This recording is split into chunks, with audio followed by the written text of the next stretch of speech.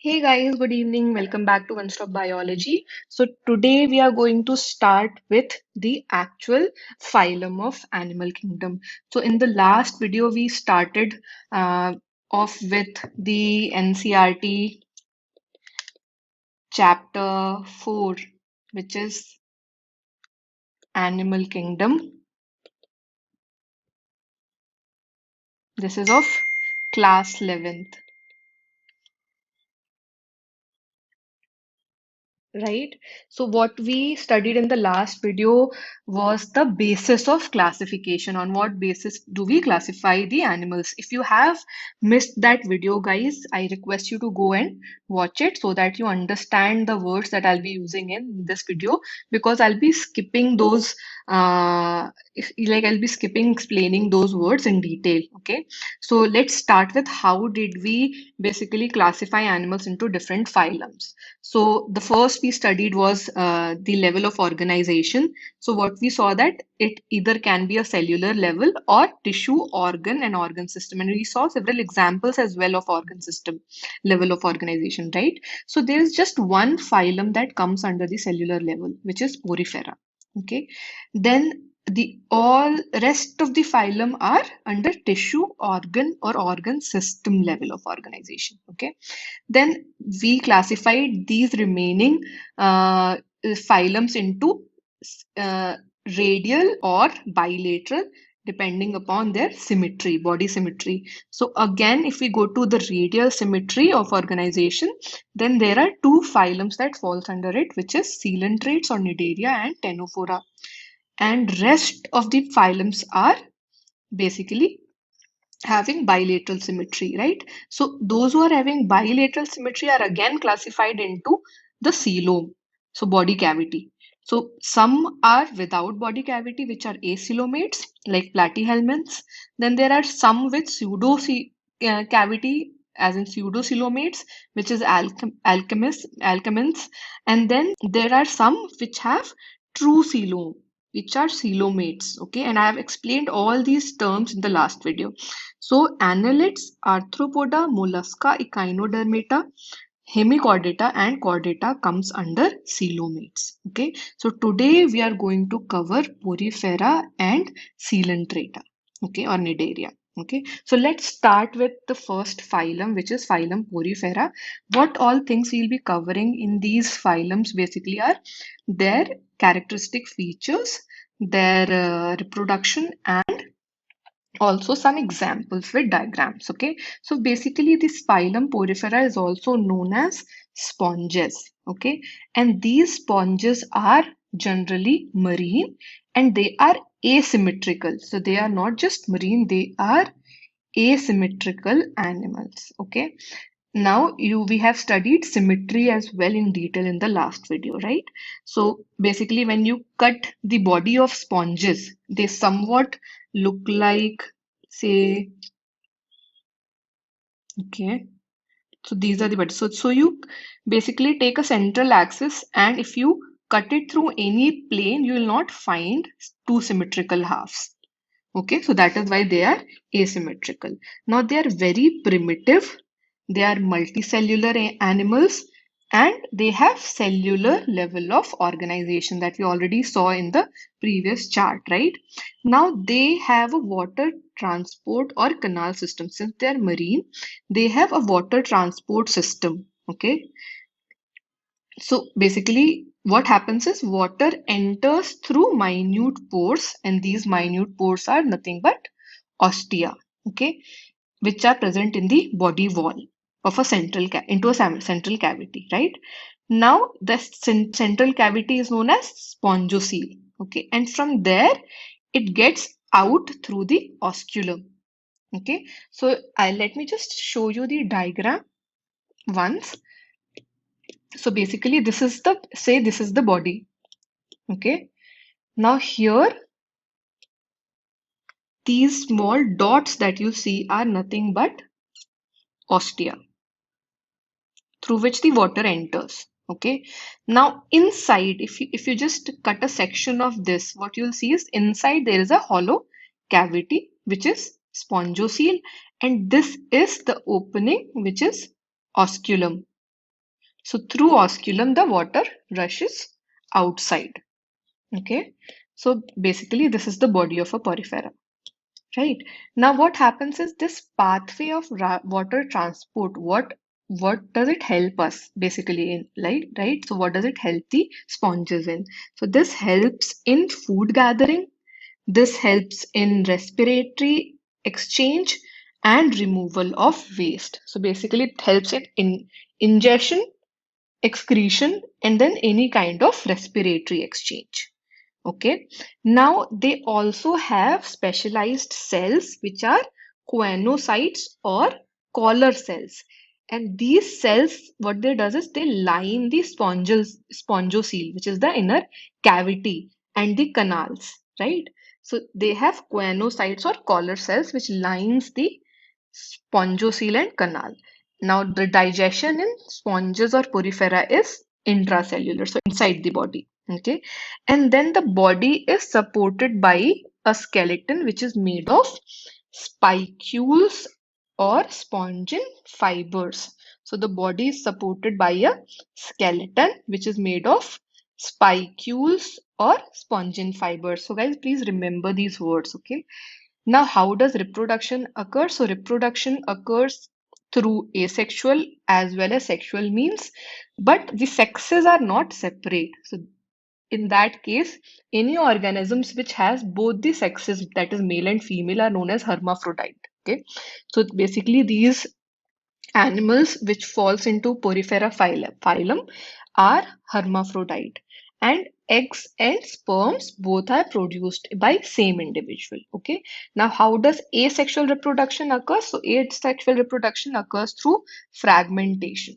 Okay, and how does sexual reproduction occur? Sexual reproduction occurs by forming of gametes. Okay, now how does fertilization happen? So fertilization in their case is internal, and development is indirect, wherein having a larval stage which is morphologically distinct from the adult. Okay, so it is different from the adult. Now, there are some examples like cycon, spongilla, euspongia, right? So, bath sponge, we use it as bath sponge basically, or it looks like a bath sponge. Okay, so cycon, spongilla, and euspongia. So, at least remember these three. Spongilla basically are fresh water.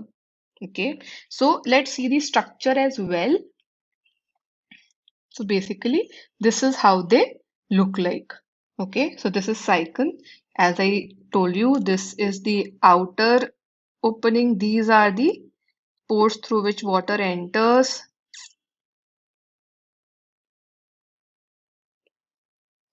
Right. So basically, this is nothing but phylum Porifera. Now, the next phylum that we are going to is phylum Coelenterata or phylum Cnidaria.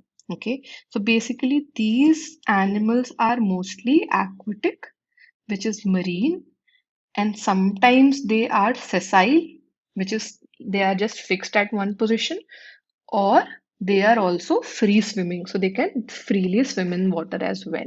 Okay, and they have radial symmetry that we saw in the above chart itself.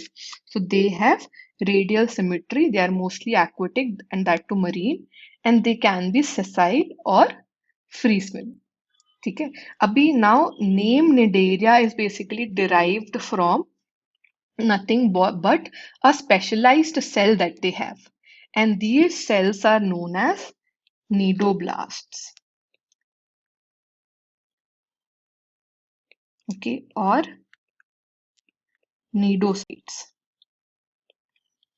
Okay, and basically these nidocytes they contain stinging capsules or nemocytes.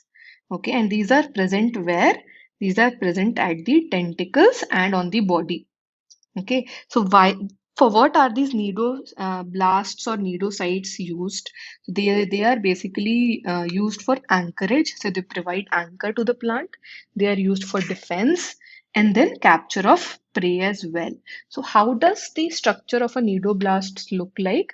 So it basically an inverted. You can remember it as an inverted bulb kind of structure.